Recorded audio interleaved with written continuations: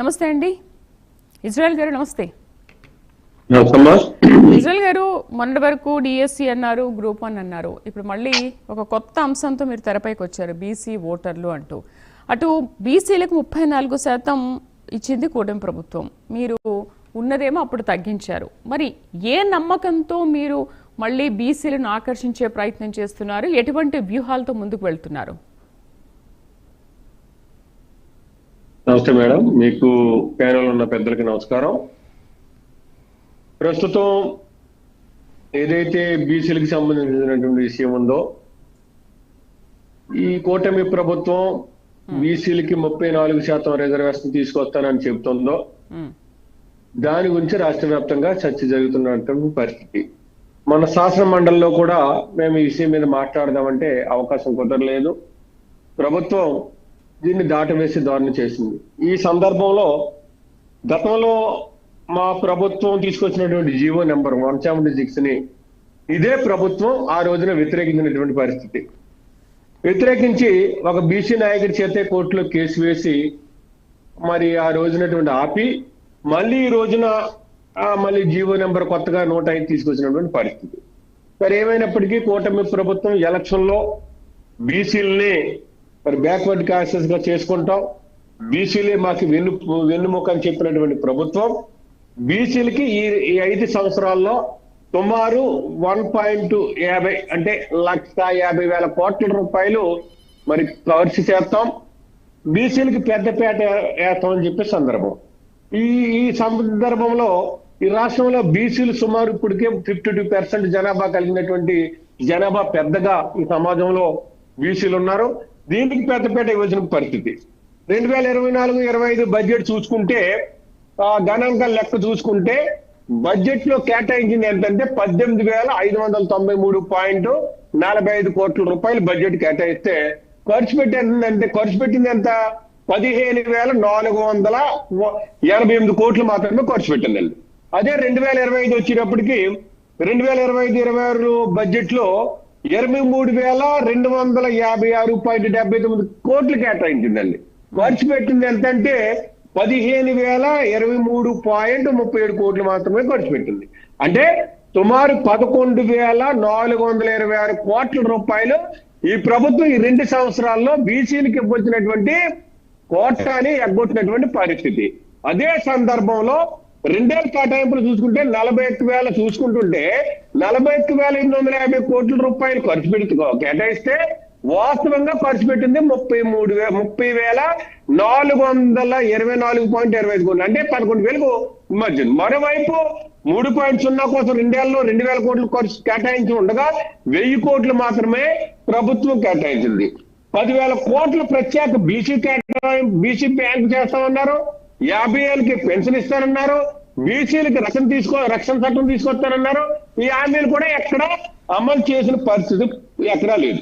మరి వైఎస్ జగన్మోహన్ రెడ్డి గారి టైంలో 2019 ఫిబ్రవరి 15 ప్రకటించిన బీసీ డిక్లరేషన్ ప్రకారం అమలు చేసి చూపించినటువంటి ఘనత ఆ రోజున జగన్మోహన్ రెడ్డి గారికి ఉందండి.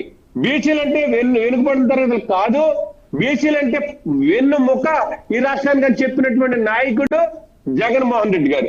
మరి ఈ రోజున బీసీలని రాజకీయంగా వాడుకుంటూ బీసీలని ఒక పక్కనే అక్రమ కేసులు బనాయిస్తూ అక్రమంగా జైలుకి పంపిస్తున్నటువంటి ప్రభుత్వం మరి స్థానిక సంస్థలో 33% ఉన్నటువంటి రిజర్వేషన్ ని 1% పెంచి 34% రిజర్వేషన్లే మరి తీసుకొస్తానని చెప్తుంది. అంటే 34% రిజర్వేషన్కి చట్టబద్ధత ఉందా లేదా?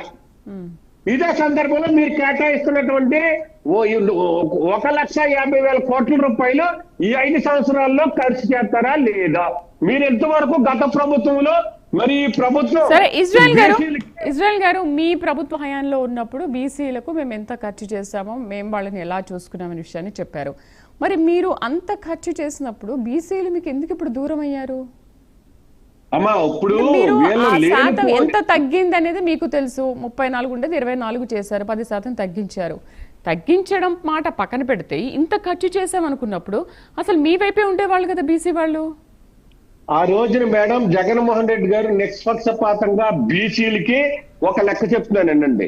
లోక్సభలో 25 ఎంపీలు ఉంటే 11 ఎంపీ సీట్లు బీసీలకు ఇచ్చారండి.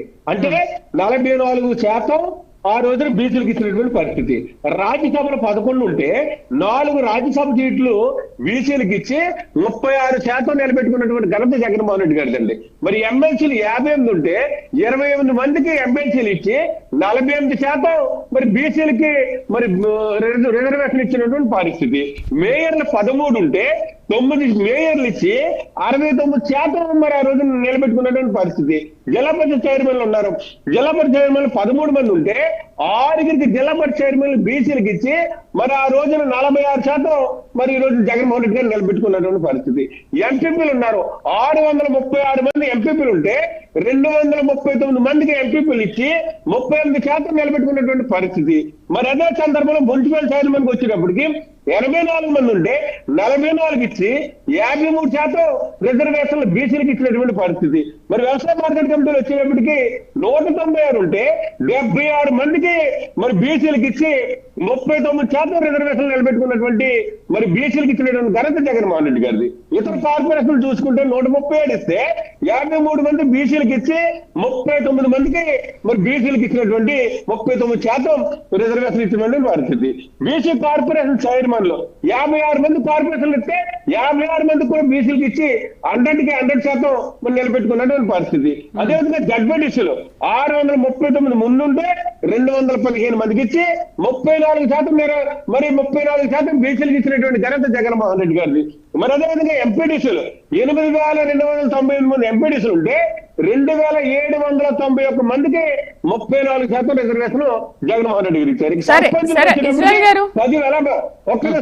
10,340 మంది ఉంటే 3,985 మందికి ఇచ్చి 39% మందికి మరి ఇచ్చినాడు. అదే కాకుండా బీసీలకి అసెంబ్లీ స్పీకర్ ఇచ్చారు, ఉప ముఖ్యమంత్రి ఇచ్చారు, 11 మంది మంత్రి పదవులు ఇచ్చినటువంటి ఘనత మరి ఆ రోజున ఉన్నటువంటి పరిస్థితి. ఇంత చేసిన తర్వాత కూడా బీసీలకి మరి చంద్రబాబు నాయుడు గారు ఏం చేశారనేది ఈ రోజు స్పష్టంగా చెప్పాలి. మరి రేపొద్దున 34% రిజర్వేషన్ కి మరి అది చట్టబద్ధత ఉందా, ఏ రకంగా ముందుకెళ్తారనేది చంద్రబాబు నాయుడు గారు కానీ కూటమి నాయకులు గారు చెప్పాలని చెప్పి నేను అడుగుతున్నాను. రైట్.